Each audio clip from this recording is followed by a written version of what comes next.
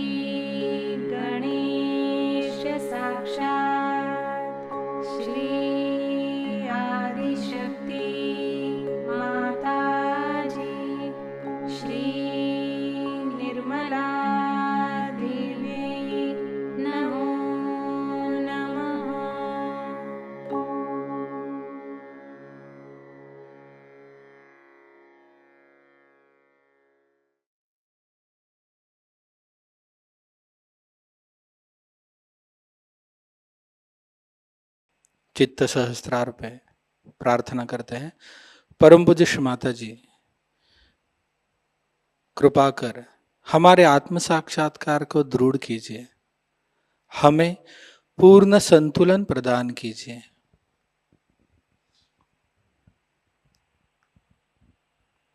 कुछ क्षण इसी ध्यान की अवस्था में बैठते हैं।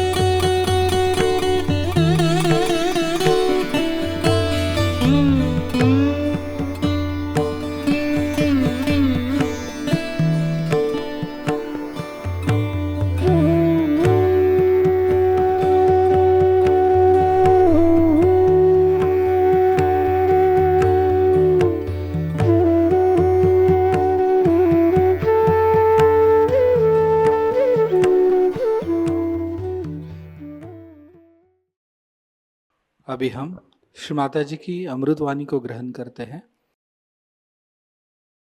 स्वधर्म जागवावा। त्यांनी असं म्हटलं नाही की भांडकुदळपणाचा कोणता तरी धर्म जागवा, पण स्वधर्म जागवा। अर्थात त्यांचे गुरु रामदास स्वामी होते। तो स्वधर्म आज जागवायचा आहे। स्व म्हणजे आत्मा आणि त्याचा धर्म जागणे, जागृत करणे, हे आजचं कार्य आहे। आणि ते कशासाठी करायचं, त्याची काय गरज आहे, ते आपल्या हितासाठी आणि कल्याणासाठी। अर्थात कुंडलिनीची जागृती झाल्यावर आता आपण इथे बघतच आहात की या त्रिकोणी अस्थीमध्ये, ज्याला आपण सेक्रम असे म्हणतो, सेक्रमचा अर्थ म्हणजे पवित्र। म्हणजे ग्रीक लोकांना सुद्धा कुंडलिनीची माहिती असेल, नाही तर त्यांनी ह्याला पवित्र असं का म्हटलं आहे। ह्या सेक्रममध्ये बसलेली ही कुंडलिनी, हिचं जागरण करून आत्मसाक्षात्कार प्राप्त करणे।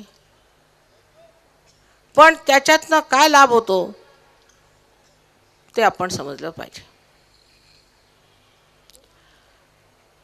जेव्हा ही कुंडलिनी वर चढते आणि ब्रह्मरंध्राला छेदते, हे आपलं 7वं चक्र आहे, त्याला सहस्त्रार म्हणतात। आज बघा, हे लोक सहस्त्राराची गोष्ट करत होते की चक्रे 7 चक्रे पार करिता आली सहस्त्रारात।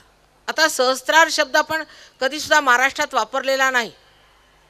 सहस्त्रार म्हणजे कशाशी खातात हेही पुष्कळांना माहीत असेल, इतकंच नव्हे कुंडलिनी म्हणजे काय ते सुद्धा पुष्कळांना माहीत असेल। पुष्कळ लोक मला विचारतात कुंडलिनी म्हणजे कुंडली का। तेव्हा हे ज्ञानाचं जे भंडार ते आपल्यासमोर का उघडं करायचं, हा प्रश्न साहजिकच आपल्या मनाला येतो. आणि त्याला कारण असं आहे की जेव्हा ही कुंडलिनी ह्या 6 चक्रातून एखाद्या माळेत गुंफल्यासारख्या चक्रातून सूत्रासारखी निघते, त्यावेळेला ह्या सर्व चक्रांना ती प्लावित करते. हे सर्वप्रथम घडतं. त्यामुळेच आपली शारीरिक स्थिती, मानसिक स्थिती,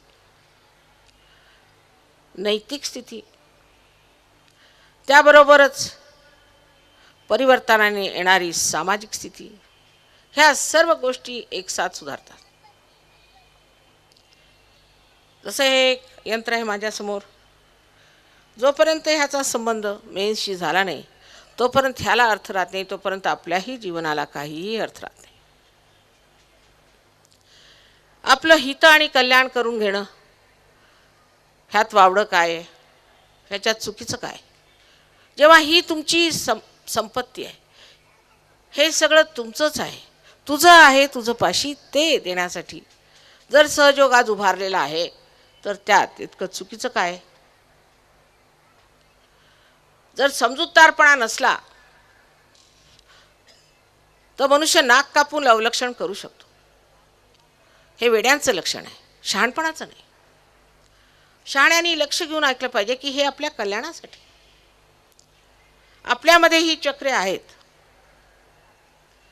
त्याबद्दल आता परवाच इथे कॉन्फरन्स झाली होती, तशीच पुष्कळ जागतिक कॉन्फरन्सेस झालेले आहेत. तर त्यांनी मान्यता दिली की अशी चक्रे आहेत, तेव्हाच हे कार्य घडतं. कारण ही कुंडलिनी काही काही लोकांमध्ये जेव्हा एकदम चढत नाही, हळूहळू चढते, तेव्हा डोळ्यांनी सुद्धा तुम्ही बघू शकता. इतकंच नाही तर हे सेक्रममध्ये कधी कधी या कुंडलिनीचं तुम्ही स्पंदन बघू शकता. शंका कुशंका काढण्याची एक आपल्याला सवय आहे, त्याला माझी हरकत नाही. पण जर एखादा हिरा इथे फुकट मिळतो असं म्हटल्याबरोबर ऑस्ट्रेलियन लोक येतील की नाही? तेव्हा हे सगळं फुकटच करावं लागतं, कारण हे फार मूल्यवान आहे आणि आपलंच असल्यामुळे त्याला पैसे तरी किती देणार? ही जी कुंडलिनी आपली वर चढते, त्या कुंडलिनीच्यामुळे 6 चक्रांना शक्ती मिळते. म्हणजे समजा, लक्षपूर्वक बघा, भांडकुदळपणा करायचा असेल तर मला काही तुमच्याशी बोलायचं नाही, हे तुमच्या भल्यासाठी मी सांगते.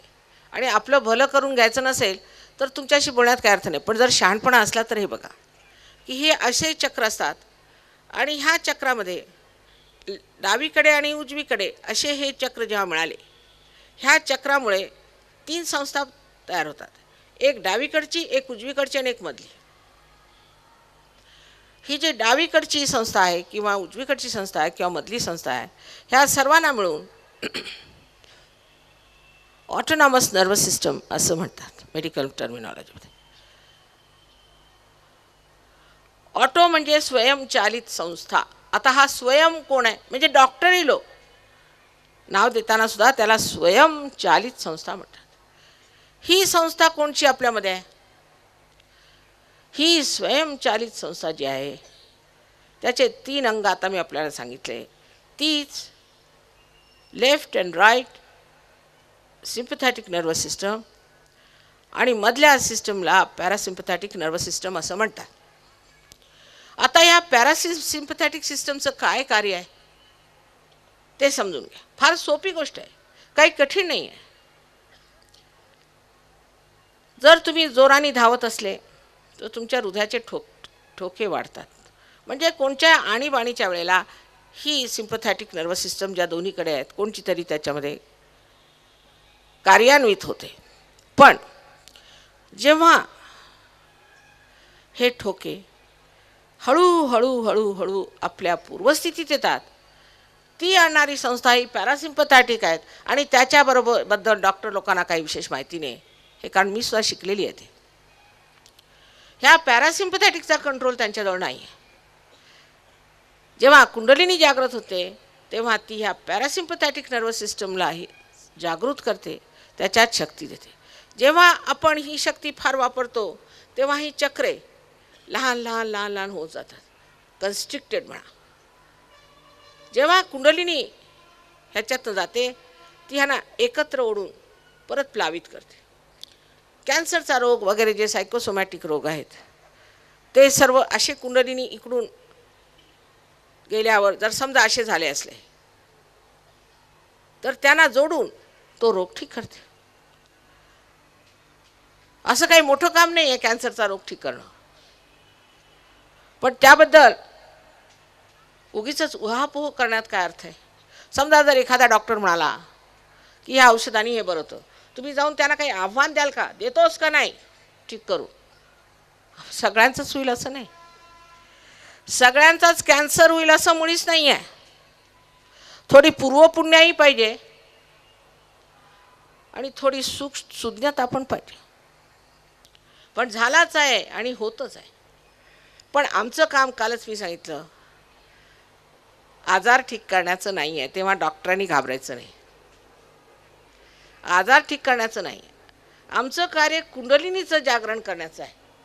आणि कुंडलिनीचं जागरण झाल्यावर तुमचा जेव्हा संबंध ह्या सर्वव्यापी शक्तीशी होतो तेव्हा हे सगळे चक्र जागृत होतात. आणि ह्या चक्रांच्या ज्या विशेष गुणांनी भरलेली शक्ती आहे ती शक्ती वाढते.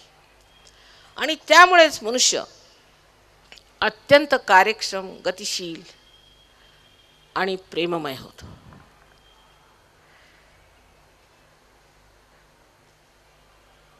एखादा मनुष्य निस्वार्थीपणाने काही कार्य करू शकतो असं आजकालच्या लोकांना वाटतच नाही. ह्याच्यावर विश्वासच वाटत नाही, कारण गजबजलंय स्वार्थी लोकांचं राज्य. पण असंही होऊ शकत का नाही की परिवर्तन होऊन हे स्वार्थी लोक परमार्थी होतात आणि मग सत्कर्माला लागतात. असं होऊ शकतं समजा, तर त्यात एवढी मारहाण करण्याची कोणची गोष्ट आली आहे. जोपर्यंत तुमच्यामध्ये प्रकाश त्या आत्म्याचा येत नाही तोपर्यंत तुम्ही जे काही जाणता ते अर्धवटही आहे आणि भांडणाचंही मूळ आहे. तर आत्मा हा आपल्या हृदयात राहतो, पण त्याचं पीठ हे आपल्या ब्रह्मरंध्रात आहे. पीठ तिथे आहे पण तो मानवाच्या हृदयात राहतो. जेव्हा कुंडलिनीचं जागरण होतं तेव्हा हे पीठ जागृत झाल्यामुळे आत्म्याचा प्रकाश आपल्या चित्तात येतो. आत्म्याच्या प्रकाशाने आपल्या सर्व नसनसामध्ये एक नवीन तऱ्हेचं प्रेरित झालेलं चैतन्य वाहू लागतं. हे चैतन्य म्हणजेच वरून वाहणारं हे ज्याला आपण सर्वव्यापी ब्रह्मचैतन्य म्हणतो तेच आपल्या नसानसातनं वाहत असतं. त्यावेळेला असं लक्षात येतं की देवानी आपल्याला एक कॉम्प्युटरसारखं बनवलेलं आहे आणि सगळं प्रोग्रॅमिंग आतमध्ये केलेलं आहे. संबंध होताच हे कॉम्प्युटर चालू होतं आणि प्रोग्रामिंग कारण ह्या ब्रह्मचैतन्याने केलेलं आहे. त्याच्यामध्ये दुमत नाही. माणसाने केलेले कॉम्प्युटर गडबड असतात, परमेश्वराने केलेले कॉम्प्युटर कधी गडबड होत नाहीत. तर हे कॉम्प्युटर चालू झाल्याबरोबर जो कोणताही तुम्ही प्रश्न विचाराल त्या प्रश्नाचं खरं किंवा खोटं उत्तर तुमच्या हातावर येतं. आता जर तुम्ही प्रश्न विचारला, पुष्कळशे लोक पण देव नाहीत. मी कालच म्हटलं की फार अशास्त्रीय गोष्ट आहे. अहो ज्यांनी आपल्याला बनवलं, ज्या दमावर आपण इथे जिवंत आहोत, तो नाही असं सपशेल म्हणायचं म्हणजे हे किती मुजोरी आहे. पण त्याला मी कारणं सांगितली आपल्याला काल. आता अशाही माणसाने जर आत्मसाक्षात्कार घेतला आणि त्याच्यातनं जर चैतन्य वाहू लागलं तर त्याच्या आधी काही होणार नाही. त्यांनी असा प्रश्न विचारायचा, देव आहे की नाही. लगेचच चैतन्य हातात वाहू लागेल. स्वतःबद्दल हे सगळं जाणू शकेल, इतरांच्याही बद्दल सर्व जाणू शकेल. कारण आपल्यामध्ये जी नवीन चेतना जागृत होते ती सामूहिक चेतना आहे. त्याच्यामध्ये आपल्याबद्दल तर आपण जाणतोच, पण दुसऱ्यांच्याही बद्दल आपण जाणतो. जेव्हा दुसऱ्यांच्याबद्दल आपण जाणतो तेव्हा फक्त एवढंच माहीत असायला पाहिजे की जे दोष आहेत ते कशा रीतीने ठीक झाले पाहिजे. ते एकदा दोष निघून गेले म्हणजे आपण निर्मळ झालात. मग शक्ती वाहू लागते. आपण शक्तिशाली होता, पण आपण कोणावर दडपशाही हिटलरशाही करत नाही. त्या शक्तीचं नाव आहे प्रेमाची शक्ती. आणि अजूनपर्यंत तरी आपण प्रेमाची शक्ती वापरलेली नाही, सगळी द्वेषाची शक्ती वापरलेली आहे. आता प्रेमाची शक्ती वापरून बघा. अहो, मोठमोठ्या धुरंधरांना ह्या प्रेमाच्या शक्तीने जिंकलेलं आहे. हे प्रेम निर्वाज्य. जसं एखाद्या झाडामध्ये त्यातला नैसर्गिक रस प्रत्येक पानांना, बुंध्याला, फांद्यांना, तसेच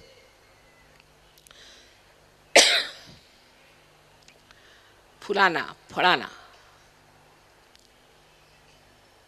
प्लावित करून परत आपल्या ठिकाणी येतो, त्याचप्रमाणे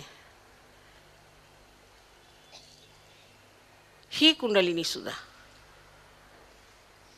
आपल्यामध्ये अशी एक विशेष प्रेमशक्ती देते की आपण सगळ्यांचं पूर्णपणे लक्ष घालून भलं करतो, पण असंगात असतो. त्याला काही भगवे वस्त्र घालून फिरायला नको. ही ढोंग करण्याची काही गरज नाही आहे, कुणाला सांगायची गरज नाही आहे. ते आतूनच निसंगात आल्यावरती मग स्वतःची मजा बघावी. आता बरेचशा लोकांना ज्यांना सहयोग साधलेला आहे ते आता डॉक्टरांची पायरी चढत नाहीत. पण त्याचा अर्थ असा नाही की डॉक्टरांकडे पैसे मिळत नाहीत, असा नाही. त्यांनी घाबरू नये. ह्या घाबरटपणामुळेच पुष्कळ लोक त्रास देत आहेत मला. त्यांना जर तुम्ही बघा तर फार रागीट मनुष्य, अगदी जो सारखा लोकांवर ओरडत होता, तो सुद्धा अगदी शांत होऊन आणि सहयोगाचं कार्य करीत आहे. गणपतीपुळ्याला आमचा समारोह असतो. तिथे जवळजवळ 2000 तरी माणसं असतात, त्याच्याही जास्त असतात कधी कधी. पण मी कधी कोणाला भांडताना किंवा काही शिकायत करताना किंवा असं म्हणताना आम्हाला हे नाही मिळालं ते काही नाही, अगदी शांत समाधानात सगळं एक दुसऱ्याच्या आनंदात, जे आनंदाच्या डोही वर्णन केलेलं आहे. पुष्कळ लोक म्हणतात आता जे नुसतं वर्णन आहे. नाही नाही, वर्णन नाही, हे तुमच्या समोर आहे, ह्याचा अनुभव घ्यावा. पण आता कल्याण काय होतं, माणसाचा विचार असाच असतो की आपलं काय कल्याण होणार. तर मी शारीरिक तर सांगितलंच. आता मानसिक म्हणजे असं की मनामध्ये आजकाल नाना तऱ्हेचे विचार येतात. त्याशिवाय पुष्कळसे असेही लोक आपल्या भारतात काय सगळ्या जगातच आहेत की जे दुसऱ्यांचं वाईट इच्छितात. आणि ही गोष्ट खोटी नाही आहे की प्रेतविद्या, स्मशानविद्या ह्या विद्या आहेत आणि लोक हे धंदे करतात. हे आम्ही सिद्ध करून दाखवू शकतो एखाद्या शहाण्या माणसाला, मूर्खांना नाही. आणि त्याची सिद्धता आता सायन्समध्ये झालेली आहे एका तऱ्हेने. पण त्याच्यावरती श्रद्धा ठेवणे हे मूर्खपणाचं लक्षण आहे. म्हणजे कोणाच्या हातात जर तांदूळ आले किंवा त्यांच्या हातात पिंड आले, नाही तर काय म्हणतात त्याला हिरे आले, ते हिरे असे करतात त्यांना म्हणावं की आमच्या देशाची स्थिती नीट करा. ज्यांच्याजवळ 100 हिरे आहेत त्यांना एक हिरा घेऊन त्यांचे सगळे 100 हिरे घेतात हे लोक. अशा चमत्काराला बळी पडू नका असं सगळ्यांनी सांगितलेलं आहे. असला भलता चमत्कार हा सर्व भूतबाध्यांच्यामुळे होतो. तेव्हा त्याच्यावरती श्रद्धा ठेवणे हे काही शहाणपणाचं नाही. पण ही गोष्ट खोटी आहे असंही नाही, हे आहे. जर कुणी साप असला तर आहे, साप आहे आणि त्याला आम्ही मारलं पाहिजे, किंवा विंचू असला त्याला आम्ही मारलं पाहिजे, ही गोष्ट खरी आहे. पण त्याच्याच बरोबर ज्या सापाला आम्ही मारणार आहोत, विंचवाला मारत आहोत, त्याच्यासमोर त्याच्यावर श्रद्धा ठेवणं हे मूर्खपणाचं लक्षण आहे. ह्या दोन्हींचा निरक्षीर विवेक जोपर्यंत आपल्यात येणार नाही तोपर्यंत सत्य काय आणि असत्य काय कसं कळणार? तर हातामध्ये वाहणारं हे चैतन्य, त्याला तुम्ही कोणताही जर प्रश्न केला तर लगेचच तुम्हाला कळेल की सत्य काय आहे आणि असत्य काय. कोणताही प्रश्न असेल ना, त्या प्रश्नाचं उत्तर कॉम्प्युटरसारखं तुम्ही देऊ शकता. आणि जर तुम्ही हे असे कॉम्प्युटर आहात, असे दैवी कॉम्प्युटर आहात, तर त्या स्थितीला का प्राप्त होऊ नये? माझा उलटा तुम्हाला प्रश्न आहे. आणि ती जर स्थिती इतकी सहजगत्या तुम्हाला मिळते आणि त्याचा लाभ होऊ शकतो, तर ते का मिळवू नये? ही मानसिक स्थिती जी माणसाची खराब होते त्याला कारण आधुनिक काळातली ही धक्काधक, तसेच असे घाणेरडे प्रकार लोकांवर करून सुद्धा दुबळ्या मनाला लोक फार दुःख देतात. पण ह्या गोष्टी सुद्धा सहयोगाने अगदी ठीक होऊ शकतात. ह्या कुंडलिनीच्या तडाख्याने हे सगळे प्रकार नष्ट होतात. ह्याची आपण प्रचिती घेतली पाहिजे. त्याच्यानंतर आपल्या इथे जे फार मोठाले प्रश्न आहेत ते म्हणजे कुटुंबाचे प्रश्न. कुटुंबामध्ये व्यवस्था चांगली झाली पाहिजे. मुलांनी आईवडिलांचा मान केला पाहिजे, त्यांच्याकडे लक्ष दिलं पाहिजे. तसंच व्यसनांमध्ये अधीन न होऊन कुटुंबामध्ये त्रास जो देण्यात येतो तो थांबवला पाहिजे. जेव्हा मनुष्य इतका सात्विक होऊन जातो, आजपर्यंत कोणाही संतांनी दारू वगैरे घेतलेली नाही. आणि ख्रिस्तानी दारू बनवली असं म्हणतात ते इतकं खोटं आहे की त्यांनी चैतन्य घातल्यामुळे त्याला द्राक्षा रसासारखा वास आला. तसं आम्ही करू शकतो. तर ती काही दारू नव्हती. दारू एका मिनिटात नाही बनत, त्याला कमीत कमी 1 महिना तरी सडवायला पाहिजे. सडलेली गोष्ट ही दारू आहे, हे सगळ्यांना विदित आहे. तेव्हा एका क्षणात जी बनवलेली गोष्ट आहे ती दारू आहे असं म्हणून ख्रिस्ती लोक दारू पितात. आमच्या ह्याच्यात दारू म्हणजे अलाउड आहे असं कसं होईल? जी गोष्ट आपल्या चेतनेच्या विरुद्ध जाते ती ख्रिस्तासारखे पवित्र महान आत्मे सांगतील का? जे नको ते आपण धरणार, जे वाईट ते आपण पकडणार, असं काहीतरी मानवाचं एक शापित स्वाभाविक प्रवृत्ती असते. पण लहानपणापासून जर कौटुंबिक व्यवस्था ठीक असली, आई जर घरात ठीक असली आणि वडिलांचं घरात लक्ष असलं, तर मुलंसुद्धा अत्यंत धार्मिक खऱ्या अर्थात आणि अत्यंत सोज्वळ अशी होतात. आई वडिलांचं सुद्धा ऐकलं पाहिजे. आपल्या देशात तर पाय जमिनीवर ठेवताना सुद्धा या पृथ्वीला आपण नमस्कार करतो. ही आपली संस्कृती आहे.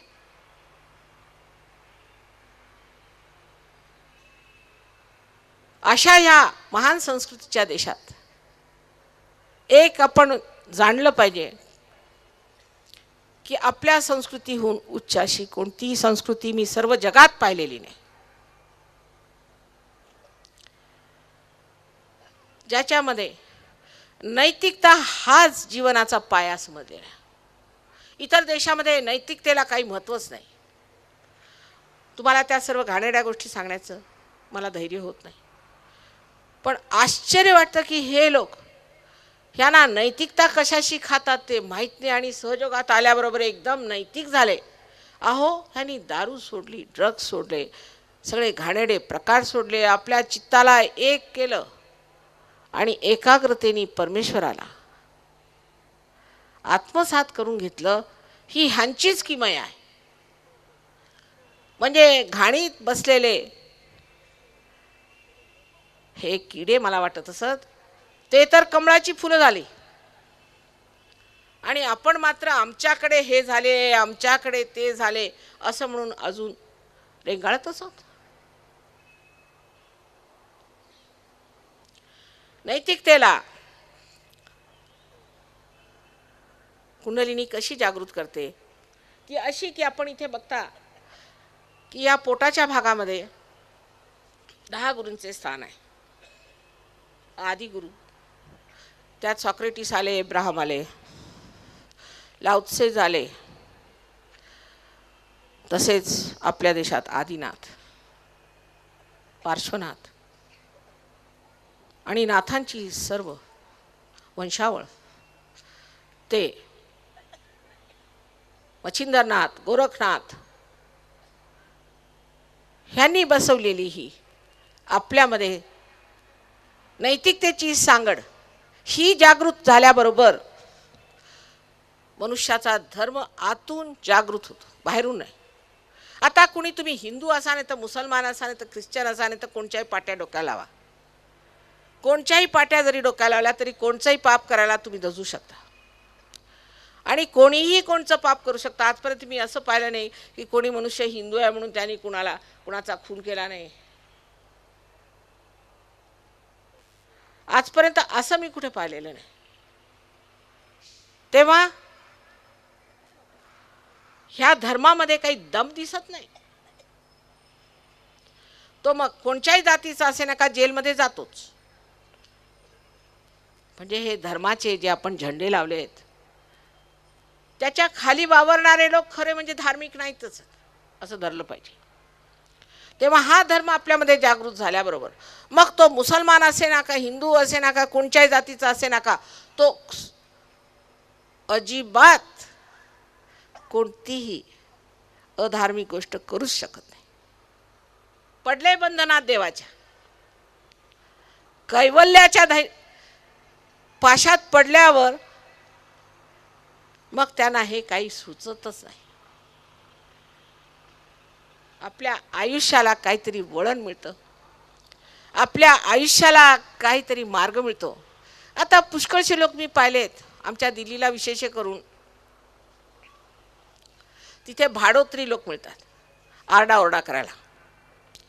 आमचे यजमान शास्त्रीजींचे मुख्य सचिव होते त्यावेळेला त्यांच्याकडे आरडाओरडा करायला लोक येत असत. तर त्यांच्या टोप्या ठरलेल्या सगळ्यांच्या. आता समजा जर मुसलमानांचं असलं तर हिरवी टोपी घालून जायचं, नाहीतर एखाद्या दुसऱ्या कोणत्या तरी कम्युनिस्ट पार्टीचं असलं तर त्यांचे झेंडे घालून जायचे. असं सगळ्यांचं वेगळं वेगळं होतं. तर एक दिवस शास्त्रीजी बाहेर आले आणि ते लागले ओरडायला. अरे ते म्हणाले तुम्ही टोप्या बदलून या तर त्या जुन्याच घालून आल्यात तुम्ही. असे भाडोत्री लोक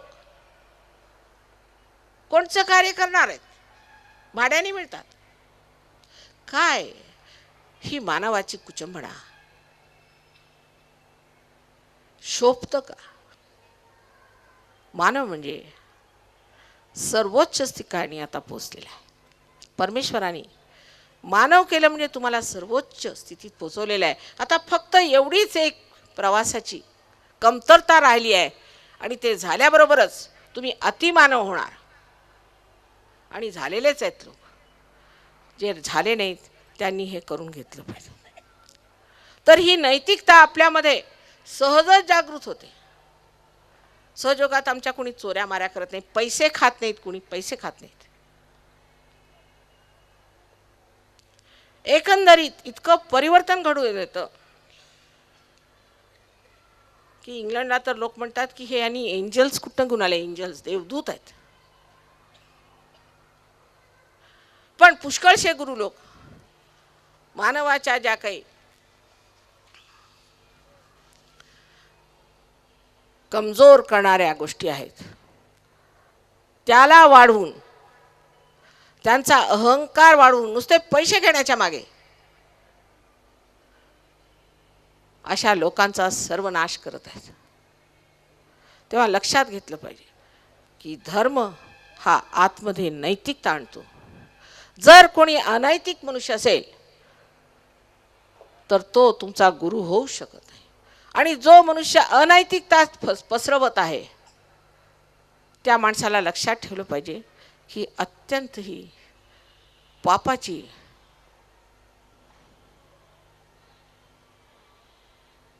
वासना आहे आणि ते पाप तुमच्या ह्यांच्या सर्वांच्या डोक्यावर बसणार आहे. अनैतिकता शिकवणं ह्यापेक्षा घोर अपराध कोणताच होऊ शकत नाही. मी अमेरिकेला गेले असताना 1970 साली 73 साली तिथल्या सर्व लोकांना स्पष्टपणे सांगितलं होतं की एड्स 6,000 येणार आहे, तुम्ही फालतूचे धंदे बंद करा. स्पष्टपणे सांगितलं होतं. ते टेपवर आहे, टेलिव्हिजनवर आहे. पण त्यांनी माझा स्वीकार नाही केला. माझ्यावर रागवले उलटे.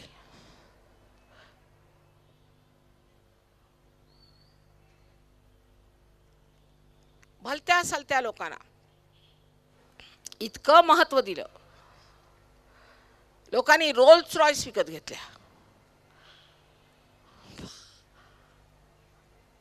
अध्यात्माचं नाव घेऊन जे लोक रोल्स रॉयस विकत घेतात आपल्या भक्तांपासून पैसे उकळून, त्यांची नैतिकता काय?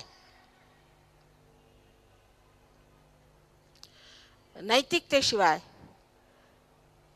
कोणत्याही देशाचं भलं होणार नाही हे आपण समजलं पाहिजे. पहिली गोष्ट नैतिकता आहे. अमेरिकेला उद्ध्वस्त केलं ते त्याच्या अनैतिकतेने आणि इथून गेलेल्या भामट्यांनी, ज्यांनी जाऊन त्यांना अनैतिकता शिकवली. लाजिरवाणी गोष्ट आहे. आणि प्रत्येक ठिकाणी मी उघडपणे परखडपणे ह्या लोकांच्याबद्दल विरोधात बोलले की हे आमच्या देशातलं नाही आहे, हे आणि तुम्हाला नुसतं मूर्खात काढायला आणि पैसे कमवायला आलेले आहेत आणि तुम्हाला हे असे कपडे घालून मूर्खात काढत आहेत आणि तुम्ही सावध राहा. पण किती लोकांचा यांनी नाश केलेला आहे त्याची आपल्याला कल्पनाच नाही.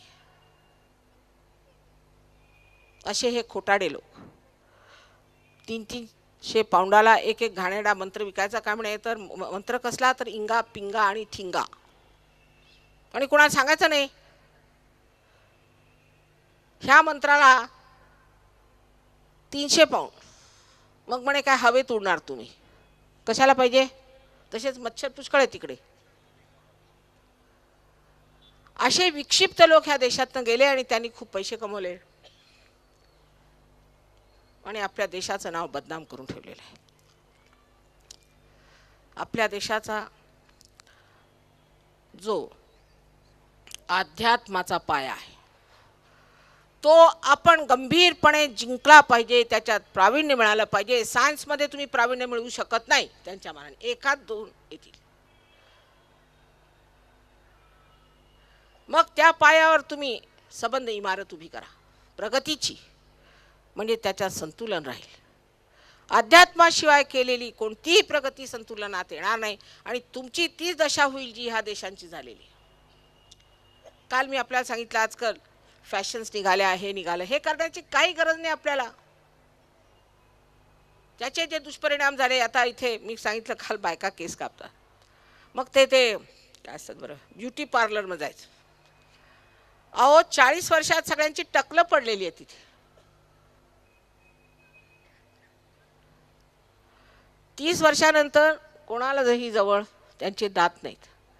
मी एकदा अशीच हॉस्पिटलमध्ये चेकअप गेले ते 100 द्यायचे, तुमचेच दात आहेत का? अहो माझेच आहेत म्हटलं. बघा तरी स्वतःचे दातच नाही त्यांना. ही त्यांची परिस्थिती का झाली? कारण त्यांच्याजवळ अध्यात्माचा पाया नव्हता. रोजच्या एका व्यवहाराच्या गोष्टीत सुद्धा त्यांना काहीही माहीत नाही. परवा एका आश्रमात मी गेले होते स्वित्झर्लंडला. तर मुली सांगा, अहो माताजी उन्हाळ्यात ते त्यांनी धडकन पाणी पितात थंड. आता आपल्या हिंदुस्थानात कन्याकुमारीपासनं वर काश्मीरपर्यंत सगळ्यांना माहिती आहे की उन्हातनं आल्यावर एकदम पाणी नाही प्यायचं, आणि केळं खाऊ नये पाणी पितात म्हणे. ह्यांना काय माहितीच नाही. हात धुवायचं सुद्धा माहित नाही, आंघोळीचं माहित नाही, म्हणजे आता काय माहिती आहे ना. रोजचे आपले जे व्यवहार आहेत वैयक्तिक स्वच्छतेचे ते ह्यांना माहिती नाही. म्हणजे नुसतं यंत्र कशी चालवायची तेवढं माहिती आहे ना. त्याला कारण असं की त्यांच्याकडे ही संतांची परंपरा झालेली नाही. अहो आपण किती जुने आहोत. हजारो वर्षापासून हे चुकलं ते चुकलं, हे ठीक करा ते ठीक करा करत करत आज ह्या परंपरेला आपण उतरलो. आणि ही परंपरा जर पुढे चालत राहिली आणि त्याच्यावर जर आपण प्रगती केली तरच आपली खरी प्रगती होणार आहे. पण एकदम हे सगळं सोडून आपण त्यांना धरलं माकडासारखं, तर ही माकड चेष्टा फार त्रासदायक होणार आहे.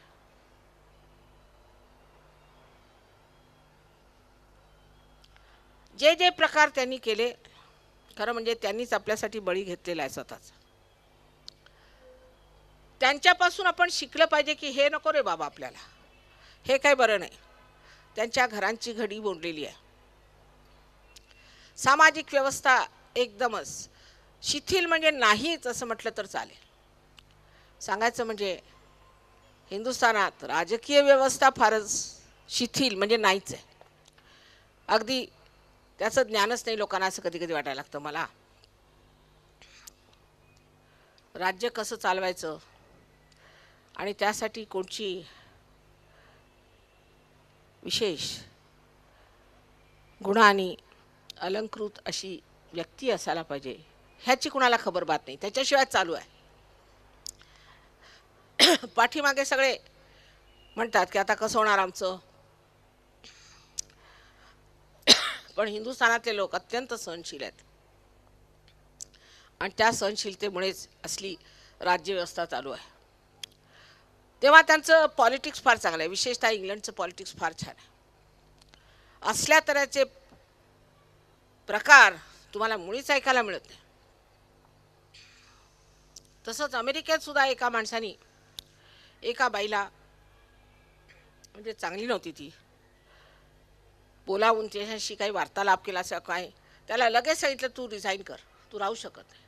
ज्या देशामध्ये ह्या गोष्टी सगळ्या मान्य असतात तिथे सुद्धा राजकारणी लोकांना एक तऱ्हेचं नैतिकतेने राहावंच लागतं. पैसे खाणारे लोक तर तिथे मुळीच चालू शकत नाही.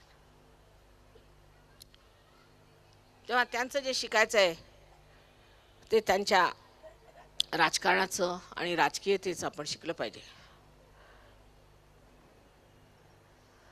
तसंच आपलं इकॉनॉमिक्स म्हणजे अगदी गडबड आहे पैशाच्या बाबतीत. पैशाचा व्यवहार चोखपणाने का करायचा ते त्यांच्यापासून शिकलं पाहिजे. एकाही पैशाची अफरातफर झालेली चालत नाही. कितीही तो मनुष्य मोठ्या हुद्द्यावर असे नाका किंवा त्याचे कितीही मोठं नाव असे नाका,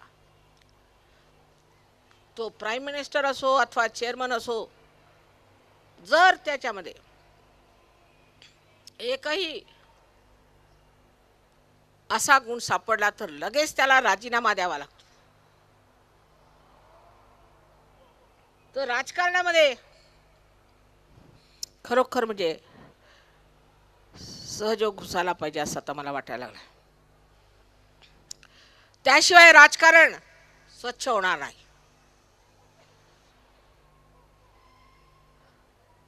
असलं राजकारण जगात कुठे आहे असं मी पाहिलं नाही अजून. भयंकर स्थिती आहे. सगळे लोक हवाल दिले, आता काय होणार. मी तिथे पाय ठेवताच माझ्या लक्षात आलं की हे तर म्हणजे अंधेर नगरी चौपट राजा असं झालंय पुण्यपट्टणमचं. तिसरं म्हणजे आपली पैशाची जी बाब आहे त्याबद्दल आपल्याला काही विचार करायला पाहिजे. अजून आपले अर्थव्यवस्थापक हे मला वाटतं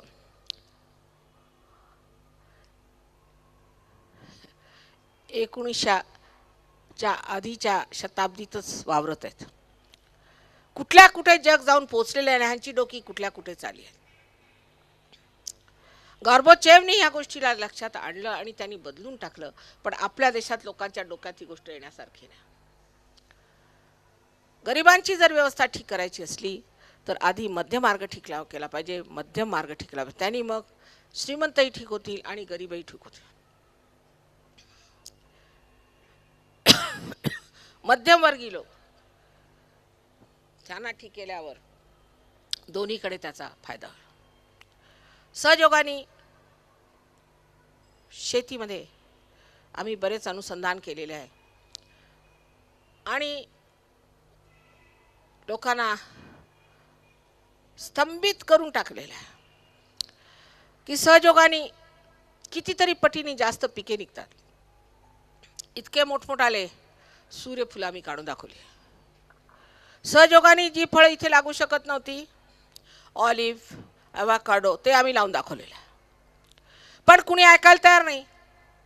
कारण इथला मुख्य मार्ग असा आहे की कुणी पुढे गेला की त्याचे पाय कसे खेचायचे. खास कर आपल्या महाराष्ट्रात दिसतंय असं मला की म्हणे काही विंचू गेले होते, त्यात महाराष्ट्रातले काही विंचू गेले होते. मला पटत नव्हतं हे, कारण मी फारच मोठी महाराष्ट्रीयन आहे. तर एका बरणीला त्यांनी झाकण लावलं नाही. त्यामुळे अहो ह्याला झाकण लावलं तर विंचू बाहेर येते. अहो कसले बाहेर येतात, एक दुसऱ्याला खेचतच आहेत. म्हणे महाराष्ट्रात ना आलेत.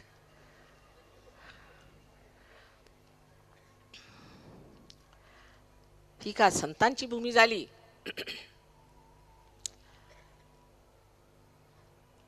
हे काय संतांचं कार्य झालं.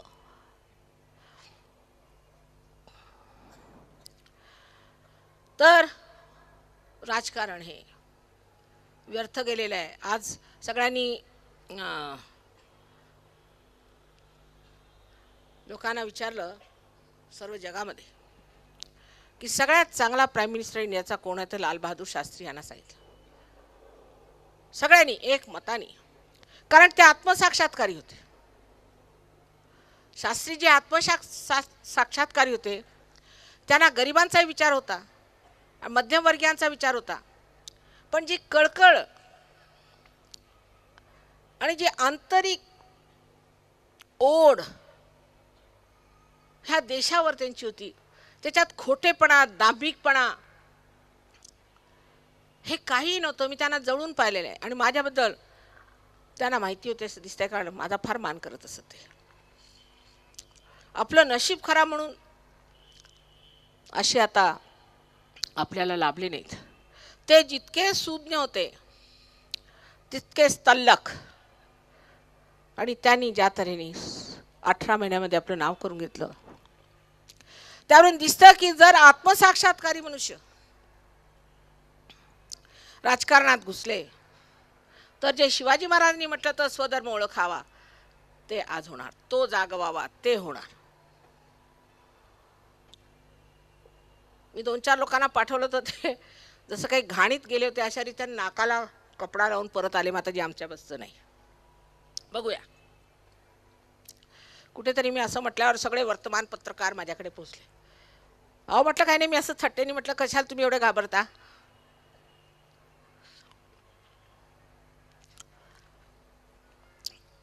तसंच पैशाची अर्थव्यवस्था कशी करावी, काय करावं, त्याबद्दल आमच्या सहयोगात काहीही आम्हाला कधीही त्रास झालेला नाही. आम्ही गव्हर्नमेंटकडनं पैसे मागत नाही, त्यांच्याकडनं काही मदत मागत नाही. आम्ही कोणाहीकडे पैसे मागायला गेलो नाहीत. जे सहयोगी नाहीत त्यांच्याकडनं आम्ही एक पैसा घेत नाही. जे सहयोगी आहेत ते आपापसात पैसा एकत्र करतात आणि कार्य करतात. एक दुसऱ्याची मदत करण्यात वैयक्तिक नव्हे इतकं पण सामूहिकरित्या आज आपल्या देशामध्ये जे प्रश्न आहेत ते सहयोगाने आपल्या हातात घेऊन हाताळले आहेत. आणि त्याच प्रश्नांना कशा रीतीने तोंड द्यायचं, त्याच्यासाठी काय करायला पाहिजे, आणि इतक्या सुंदर त्यांनी स्कीम्स काढल्या आहेत की नंतर कधीतरी मी आपल्याला त्या सांगेन आणि आपल्याला आनंद होईल. कारण हे विश्वधर्मात उतरले. जोपर्यंत आत्मसाक्षात्कार होत नाही तुम्ही विश्वधर्मात उतरत नाही. मग तो इंग्लंडचा असे नका, जर्मनीचा असे नका, कुठलाही असे नका, जिथे त्रास होईल तिथे धावेल. आता विश्वधर्म म्हणजे काय की तुमचं अंग आणि प्रत्यंग हे त्या विराटामध्ये समावलेलं आहे. आणि ते जागृत झालं म्हणजे एका शरीरात समावलेले हे सर्व लोक आहेत. उद्या जर इथे त्रास झाला तर सर्व शरीराची मदत ह्या जागेला मिळणार आहे. तसंच सहयोगांचं आहे. कोणालाही कुठेही त्रास झाला की सगळे धावून जातात आणि त्यांची मदत करतात. ईर्ष्या, लबाड्या करणे, चहाड्या करणे हे सर्व गुण कसे तरी एकदम गळूनच पडलेले आहेत. अशा महानतेच्या स्थितीला आपण का पोहोचू नये. आज आपण कोणाची चाडी केली, उद्या दुसरी आपली करेल. पण जर आपण कधी केलीच नाही आणि दुसरा करत असला तिकडे मग कोण लक्ष देणार आहे. अशा लहान लहान गोष्टीपासून तर फार महान गोष्टीपर्यंत मनुष्यामध्ये इतकं पावित्र्य येतं, इतकं सौंदर्य येतं की आश्चर्य वाटतं की हा मनुष्य काल असा होता आणि आज असा कसा झाला. अहो मला कधी कधी ओळख पटत नाही. एकदम कमीत कमी 10 ते 20 वर्षापर्यंतचं वयच उतरून जातं माणसाचं. चेहऱ्यावर एक तकाकी येते, डोळे चमकू लागतात, अशी तेजस्विता येते. आता लंडनला आम्ही एरोप्लेनमध्ये येताना आमच्यावर बरेच सहयोगी आले होते, म्हणजे मला निरोप देण्यास. तर मी बसल्याबरोबर सगळ्यांनी विचारलं की हे कोण तेजस्वी लोक. त्यांचे चेहरे बघूनच लोक समजतात की हे असे नाहीत. काही त्यांना विचारत नाही, काय नाही, या तुम्ही या. त्यांचं वागणं इतकं मृदू, बोलणं इतकं गोड, हसणं इतकं स्निग्ध आणि अत्यंत कार्यक्षम लोक आहेत. आता लंडनमध्ये कितीतरी लोक बेकार आहेत, म्हणजे मला माहिती आहे मिलियन्स. पण सहयोगात आल्यावर एकही राहत नाही, एकही मनुष्य राहत नाही. कारण बेकारी आम्ही मानत नाही, सर्व कार्याला लागतात. आपल्या देशात हे सर्व प्रश्न आहेत. हे सर्व जर सहयोगाने साध्य होतात, मग सहयोग का साध्य करू नये. हे सगळं व्यक्तिगत आपण समजलं पाहिजे. वर्तमानपत्रे सर्व खोट्या खोट्या बातम्या छापतात, काही करतात, पण त्या खोट्या की खऱ्या हे समजण्यासाठी सुद्धा तुम्हाला सहयोग पाहिजे. जी आज विश्वधर्माची आम्ही स्थापना केली आहे, उभारणी केली आहे, ह्या शुद्ध विश्वधर्माला अमेरिकेने मान्यता दिली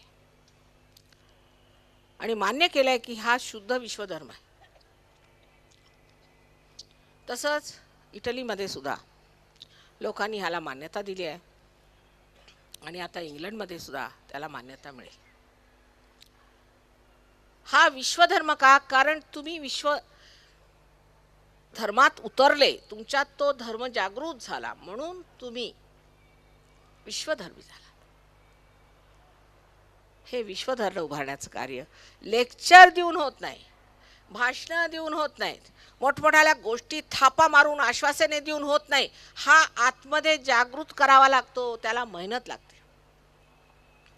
ती मेहनत आम्ही करायला तयार आहे. तुम्हाला काही मेहनत करायची नाही. सहज म्हणजे अगदी सहजातच काल किती लोक पार झाले. तर आता जरी तुम्ही कोणत्याही संस्थेत असला आणि कोणत्याही समितीत तुम्ही सडत असला तरी लक्षात घ्या, आपल्या आयुष्याला काहीतरी महत्त्व दिलं पाहिजे आणि अशा फालतूच्या लोकांच्या बरोबर लागून आपलं आयुष्य वाया घालवू नका. त्याचं वैशिष्ट्य समजून घ्या. हा भाडोत्रीपणाचा धंदा बंद करून सत्यतेत उतरलं पाहिजे आणि आपल्या सत्तेवर, त्या वैभवात उभं राहून साऱ्या जगाला दाखवून दिलं पाहिजे की या महाराष्ट्राच्या भूमीत जे संतांनी उतलेलं आहे, जे अष्टविनायक इथे रात्रंदिवस चैतन्याचा वर्षाव करीत आहेत, त्या वर्षावात आम्ही वाढलेले आहोत. अशा मूर्खपणाच्या गोष्टींना बळी देऊन आम्ही आमची सर्व परंपरा, इतकंच नव्हे तर आमची श्रेष्ठ संस्कृती मिटवणार नाही. ही संस्कृती साऱ्या जगात पसरणार आहे आणि त्यावेळेला तुम्ही भिकाऱ्यासारखे ते उभे राहाल. असं करू नये अशी एक आई म्हणून मी आपल्याला विनंती करते. हे प्रेमाचं कार्य आहे. ह्यात जबरदस्ती होऊ शकत नाही. कोणत्याच प्रकारची जबरदस्ती होऊ शकत नाही. तुम्ही स्वतः शहाणपण धरून स्वतःचं कल्याण करून घ्यावं. तुमचे रोग ठीक करून घ्या. तुमची मानसिक स्थिती ठीक करून घ्या. आणि आपल्या भावी पिढीसाठी एक असा उपक्रम मांडला पाहिजे की तेही म्हणतील की आमच्या आईवडिलांनी आम्हाला काय विशेष दिलं. 1942 सालात आम्ही सुद्धा पुष्कळ कष्ट उचलले. आम्हालाही इलेक्ट्रिकचे शॉक दिले, आम्हालाही बर्फावर झोपवलं, पुष्कळ प्रकार केले. तर मला असं वाटत असं की जेव्हा स्वातंत्र्य मिळेल तेव्हा सर्व सहयोगात लोक धावतील येतील. स्वातंत्र्य मिळाल्याबरोबर सैरा वैरा वाटेल तसे लोक धावू लागले. स्वातंत्र्य म्हणजे सैरा वैरा धावणं नाही. स्वचं तंत्र जाणेल तो स्वतंत्र होणार आहे. तर जे स्वातंत्र्य मिळालं ते पुरतं मिळालं नाही असं मला वाटतं. आणि उगीचच कधी कधी वाटतं मेहनत केली. स्वचं तंत्र जाणून घ्यावे. ते स्वचं तंत्र आपल्याला सहयोगात सहजच लाभेल. निःशब्द ध्यान में बने रहते हैं.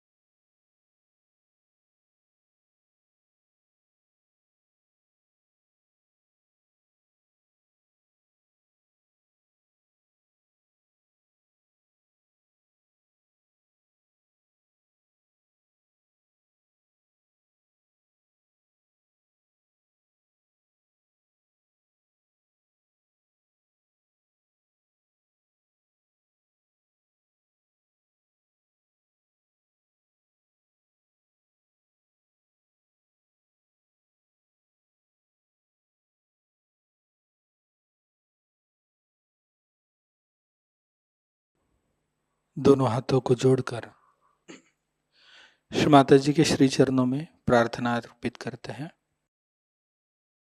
परम पूज्य श्री माता जी, आज का यह सामूहिक ध्यान हम आपके श्री चरणों में समर्पित करते हैं.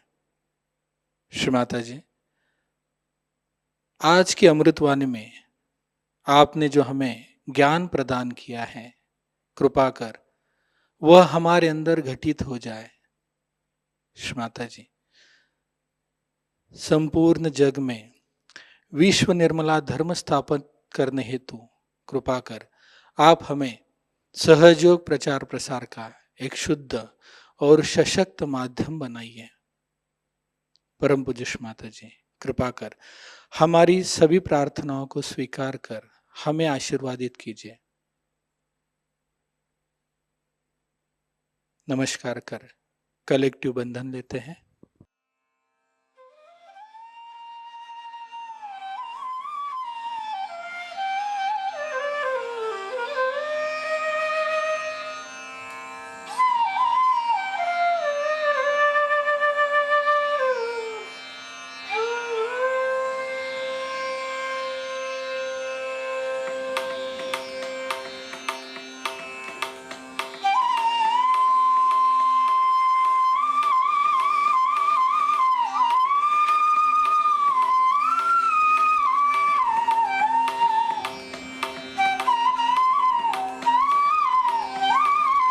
आज का ध्यान केंद्र यहीं पे संपन्न होता है। आप सबका हृदय से धन्यवाद। जय श्री माता जी।